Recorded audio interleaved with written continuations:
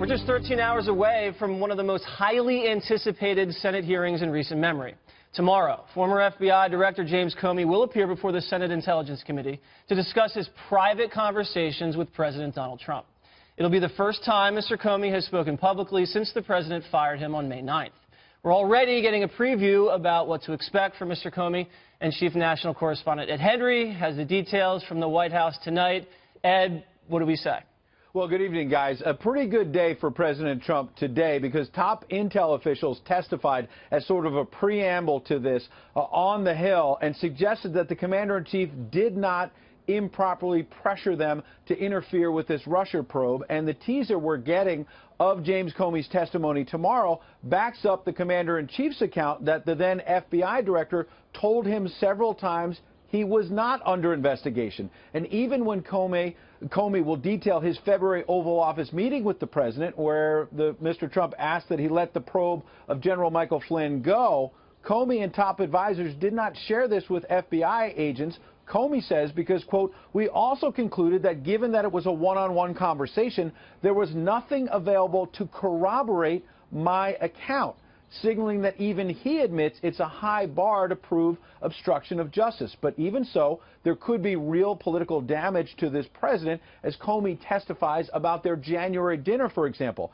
He's going to testify, quote, a few minutes later, the president said, I need loyalty. I expect loyalty. I didn't move, speak, or change my facial expression in any way during the awkward silence that followed. We simply looked at each other in silence. Awkward and a bit dramatic, perhaps, from Comey, which is why advisors for the president are telling me tonight they're bracing for two things tomorrow. Number one, even if it turns out to be a nothing burger, the mainstream media can build up the drama so much to make it look like it was devastating for the president. And the other thing is, even if it turns out to be a relatively good day for the president, he can mess it up by live tweeting the hearing and making matters worse. Guys? Ed, thanks a lot. You didn't know, but nothing burger is a banned phrase by Gutfeld. We're going to let it slide this time. I should have assumed that. He's got all kinds of phrases. I know you can't keep up with him. Ventilating over here. All right, I think I just popped a vessel. Kimberly, Trump's taller. attorney just came out and says the president feels totally vindicated based off of these prepared remarks that Comey is supposed to deliver. You know, based off these remarks, Trump might not even have to live tweet tomorrow because this is pretty good news for the president for the most part. Do you agree?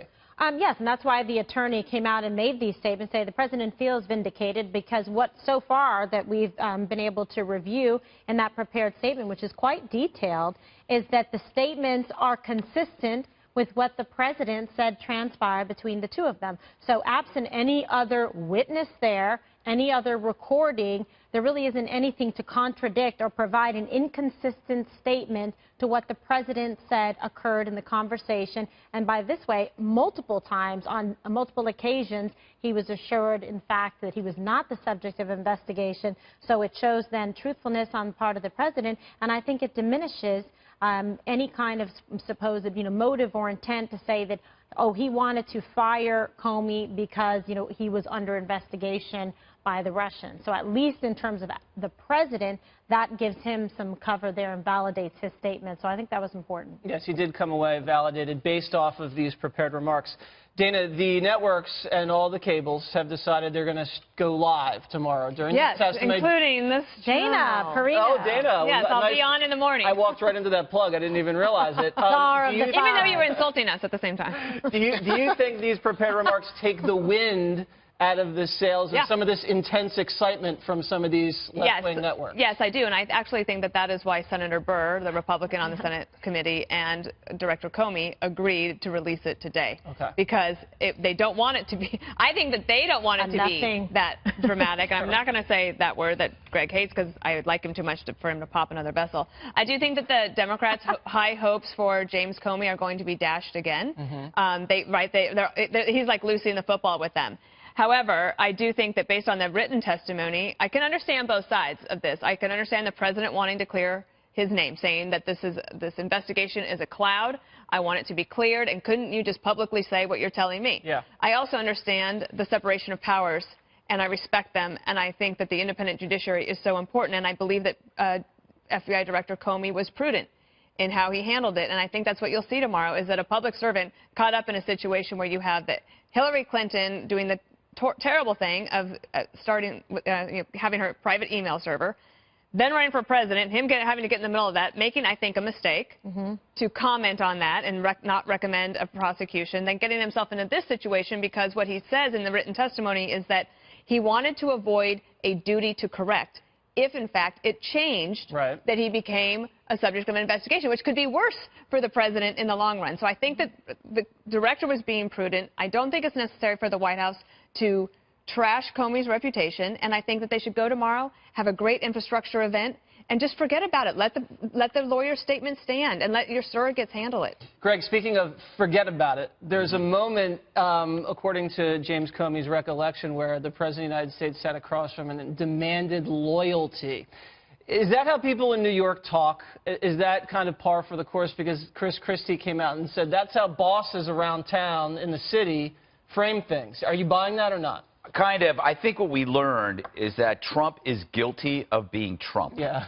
Every time something comes up that's supposed to be egregious, you find out that maybe he was inappropriate or blunt, but unlawful? No. So this is not earth-shattering. Although I really thank Comey for releasing this helpful study guide beforehand. Yeah. It's like now we can be prepared for this exam. It's like a program you get for a local musical. Like a take-home test.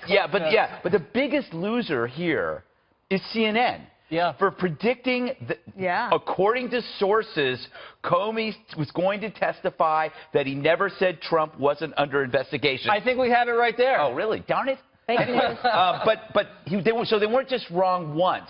They're wrong 3 times because he testified 3 times. So that raises the question. 3 strikes, you're out. Who was CNN's source? I think it was Kathy Griffin because she was there just hanging around. By the way, the problem with Trump being Trump is that part of it is his responsibility. But every time I was hired for a job, there was always an employee orientation day where they kind of tell you the rules. But apparently, the rule number 1, don't meet alone with the FBI. Number 2, don't demand loyalty. You did that in real estate. You did that in Queens. But you can't do it here. But the thing is, this is the mark of somebody who's not a politician, and this is what happens.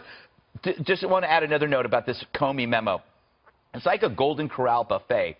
There's something for everyone. So if you don't like Trump, you could bring up the demanding loyalty thing. You could also bring up lots of other stuff that's in there. I'm sure Juan will bring it up momentarily. And then if you like Trump, you can say that Comey vindicated him on that last part and that he didn't interfere. So it's like you can look at it, and it's amazing when you look at how other people in the media are going, oh, my God, impeachment.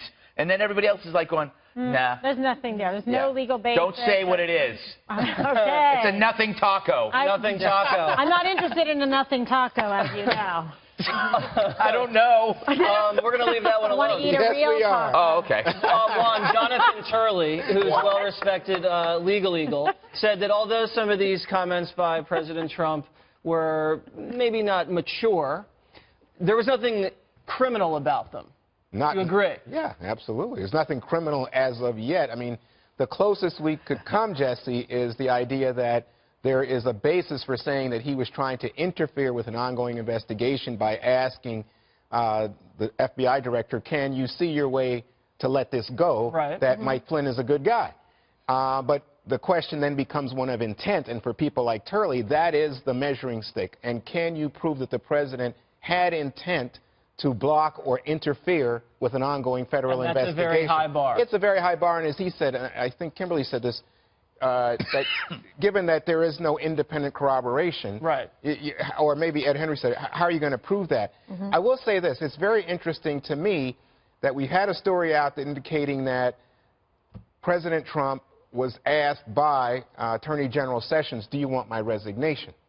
And the reason for this apparently is that President Trump was upset with his decision to recuse himself from the Russia probe. And then we have also the news that FBI Director Mueller went to the Attorney General and said, you know what, I'm uncomfortable being with this president. I feel like he's trying to... Being alone. Yes, in order to preserve the independence of the judiciary is what he was hoping for. And it preserved the independence and integrity of the investigation.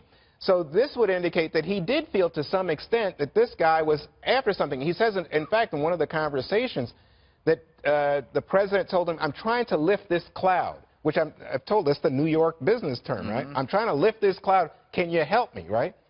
We'll talk about in the next segment more conversations with intelligence community officials.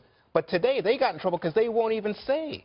They wouldn't say it in public session. Right, and they said they'd say it in private session because they don't want to say these things in front of a worldwide audience, and that makes perfect sense. In New York, lifting a cloud is smoking a joint.